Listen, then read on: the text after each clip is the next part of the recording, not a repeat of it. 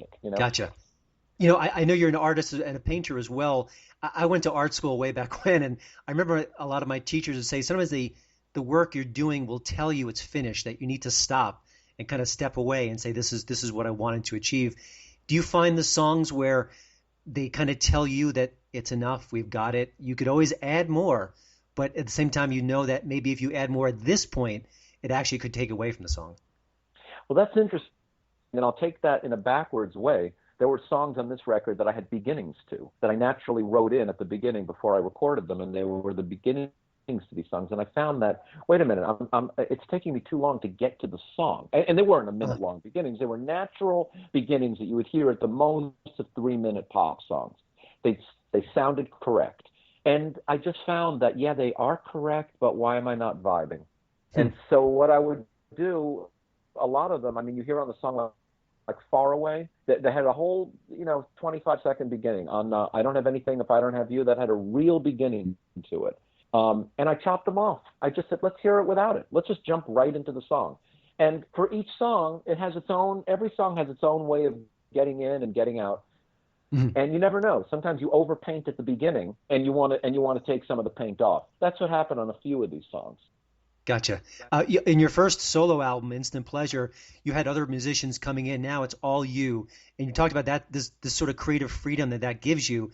What was critical to your evolution? Was it confidence? Was it just doing album after album, and you felt like now I can take it? What sort of changed within you that made this possible?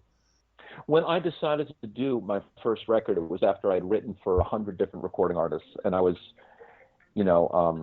I was I hadn't made a record before. And I really decided I wanted to go forward with this. And before I knew it, there were a bunch of people in the music community that were like, hey, we want to help you make this record. And there were guys that were in, Jellyfish and Beck and all these musicians that I knew over the years. And before I knew it, they were all coming down to the studio and laying down a guitar part and doing background. Andy Sturmer was singing background vocals for Butterfly and Jupiter on my, on this record. So all good, and I was enjoying it. But I got to tell you, I didn't get a chance to just sit down and work parts out. I didn't get a chance to really kind of show off my own playing, and I don't mean show off like, hey, look at me. It was more about, creating. And I just kind of let a lot of guys play. I played a lot of stuff on it. But there were a lot of kind of pros that came in, and I love the record, but it was definitely a first record in the sense that I wasn't fully formed yet. By the second record, when I decided to do Watercolor Day, I loved Rick Gallego and everything he was doing with Cloud 11. And I looked him up on the internet, and I emailed him, and he called me back, and we had a sushi dinner, and he said, I'm a fan of yours, and I said, I'm a fan of yours. And I said, will you produce my next record? And I thought we were going to do the same kind of template for Watercolor Day, but before you knew it, Rick is a fantastic guy, a very open guy, and he said, we're kind of producing this together, and you're kind of throwing in stuff, and I'm doing this, and so he, that's how it formed. He kind of started it in the production way. And there were some other musicians that came in, Nelson Bragg, and some really good guys. But, as it got toward the end, I was starting to play everything on it. And then Rick said to me, you know what, for your next record, you got to do it all on your own. And so it was like he was handing me off the baton. Mm-hmm. And as you said before, it is like a confidence thing. I really felt ready to say, hey, I want to do – I didn't say this consciously, Chris, but I wanted to do my McCartney record, that first record that McCartney did. That was, I just loved that record. He just sat down, he plugged in stuff to the back of his, his recorder, and he just put down those songs. And just like Emmett Rhodes' first record, and I was ready to do this record this way at this time, and I enjoyed it the most. Now, thinking about your career, you kind of started as a songwriter in the 80s, and your career has really kind of bridged the gap between, for lack of a better phrase, analog and digital, where we're so sort of digitally driven now. Is it harder for musicians to kind of break in given the atmosphere, or is it easier, or is it sort of a little bit of both? Well, it's interesting. People who love music are going to make music. You have music in you or you don't. But let's face it.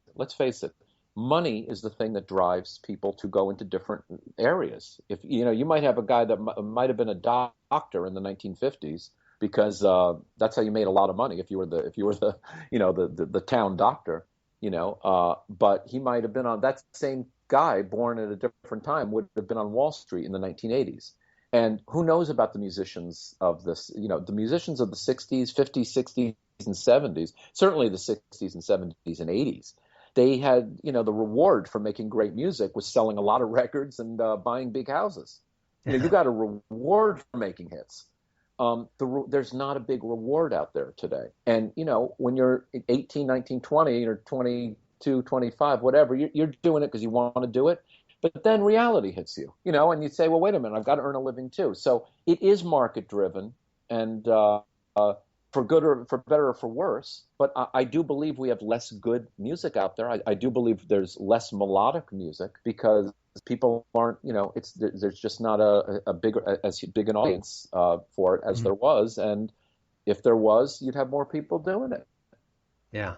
One of the things I'm fascinated about all the work you do is that you recently earned a degree in clinical psychology, which is interesting. Maybe a discussion for another podcast episode, but can you talk, has that impacted your creative side? I mean, does it help you see things or process things that fuels your art, or is it just sort of another part of what you do? Yeah, I think it's the latter. I'm a very feeling kind of guy. Like I see it and I feel it, and that is just another element of it. Like I was a songwriter first, but then I got into baseball and did this trilogy of baseball books because I was feeling that. And then I did the Beatles documentary because that was the form that took. I did my solo career as a singer songwriter and the stuff with the Red Button because that's what I was feeling then. And so I kind of go with that. Getting a degree in clinical psychology was just another side motion. And so, as a matter of fact, I have a new book coming out next April that's based on, the patients that I've seen over these last few years. It's called 21 Ways to a Happier Depression. So it's all art to me, Chris. It's all art. Life is art. And this was just another way of expressing it and another way of learning and getting deeper with it. Gotcha. One last question. Of all the things that you do, I know you've talked about how you will walk past your art studio and jump in and get busy with the canvas. Do they all complement each other? I know for me personally, I often multitask, and people say, oh, you should really focus on one task at a time. And you're an artist who does about a dozen different things at a time. Is it harder for you to kind of just zone in, or is that just part of the way you do it? Well, it's all part of one thing for me. I could be working on a song and really, really enjoying it very much, and I can't figure out the bridge, or I can't figure out a lyric, and I don't want to beat myself over my head about it. And so what I do is there's a painting that I already have going, and I just start to paint. And it's an interesting thing, Chris, because I haven't been able to finish.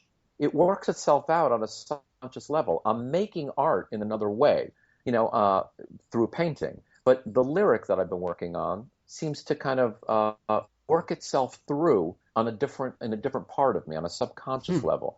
So then I'll go back to the piano, or I'll go to a guitar or whatever, and it seems to always work out. And it's almost like art therapy on many levels. It's all therapy. It all helps itself. I don't beat myself over the head when I can't finish a song. I just start doing a different art form. And it kind of resolves itself. And it's then amazing. It works. It really does, because you're not thinking of the thing at the moment. It's the same. It works in the opposite way too. If I'm doing a painting and I can't seem to figure out what I'm not liking about it, say, I'll go and I'll work on a song that I've been working on, and then the painting in a way will work itself out on a subconscious level, and I'll know what to do when I go back to it. Not every single time, but both things complement each other very well. Gotcha. Well, for people who don't know Seth Swirsky, check out Circles and Squares, a great new album. His other work, including Watercolor Day and Instant Pleasure, the songs with the red button, great album. You've got a new red button album out, I think, coming next year, so look forward to that. And Seth, thank you so much. I've been a fan of your work for a while, and to have you as the premier guest on the Hollywood and Toto podcast is just a treat for me. Well, it's an honor for me, and thank you so much, Chris. I really had a great time, and thank you for the great questions. Alrighty. Well, we will keep in touch, and I'll have all the information about the new album and links and things like that on the podcast show notes. All right. Take care, Seth.